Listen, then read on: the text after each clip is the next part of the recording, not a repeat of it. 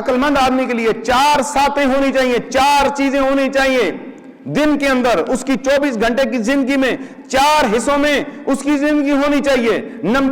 پہلی سات اپنے رب سے مناجات کرے، ایک حصہ اس کا پورا اللہ سے باتیں کرتے ہوئے گزر جائے. دوسری سات اپنے نفس کا احتساب کرے کہ آج سارا دن تو نے کیا کیا، رات تو نے کیا کیا. تیسری گھڑی اللہ کی تخلیق و صنعت میں غور کرے، اللہ نے جو کچھ پیدا کیا اس میں غور اور فکر کرے. اس کو مراقبہ کہتے ہیں. اس غور اور فکر سے بندہ اللہ کا ولی بن جاتا ہے.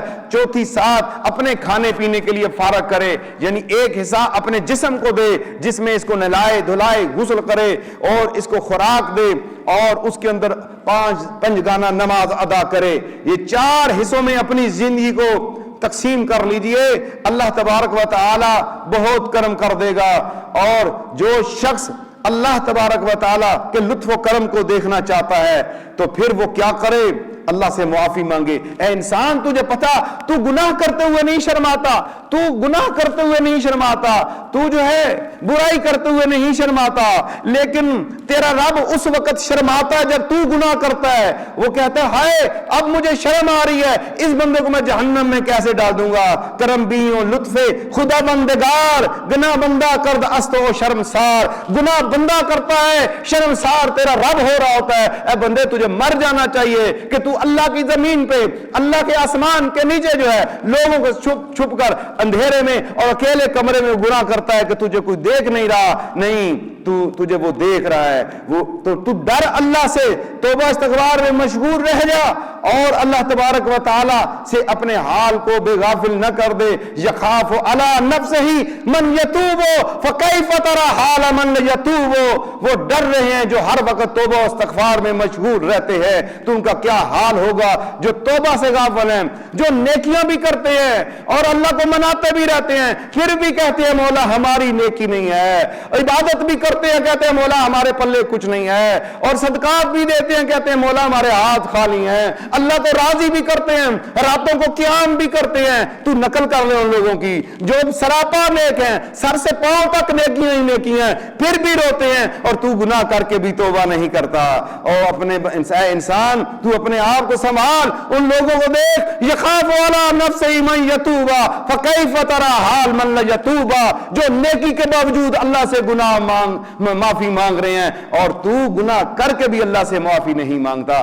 آئے ہم اللہ سے اپنے گناہوں کی معافی مانگتے ہیں. اس کے بابرکت ناموں کے وسیلہ سے وہ رحمان اور رحیم ہے، وہ معاف کرنے والا ہے. اس ذکر میں شامل ہو جائے، اپنے گناہوں کو سامنے رکھیں اور اللہ کے حضور اس ذکر کے ساتھ گناہوں کی معافی مانگتے ہیں. بسم اللہ الرحمن الرحیم.